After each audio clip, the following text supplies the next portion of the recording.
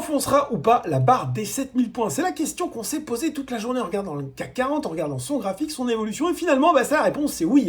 L'indice termine la journée en repli de 1,01% à 6997,05 points et 2,9 milliards d'euros échangés, avec toujours un petit peu les mêmes ingrédients pour expliquer cette défiance des investisseurs, à commencer par des taux records, alors que le rendement de l'emprunt américain à 10 ans est monté à son plus haut niveau depuis août 2007, en cause aussi notamment les propos d'une des gouverneurs de la Fed, Michelle Bowman, qui a réaffirmé hier que plusieurs augmentations de taux pourraient être nécessaires pour réduire l'inflation. Ambiance. De l'autre côté de l'Atlantique, c'est rouge aussi d'ailleurs à 17h45, avec un Dow Jones à moins 1,26% et pour le Nasdaq, moins 1,74%.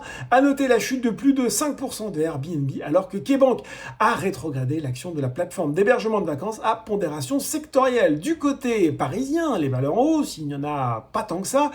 Troisième séance dans le vert d'affilée quand même pour Orpea, qui termine en tête du SBF 120.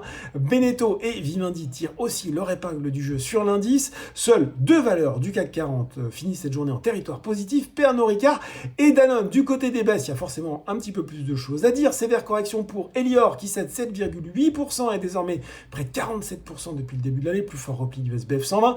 Coup de frein aussi pour les valeurs de l'auto, à l'image de Forvia ou encore Renault. Le temps reste aussi agité pour Voltalia, qui cède 6,48% et près de 30% sur 5 séances glissantes.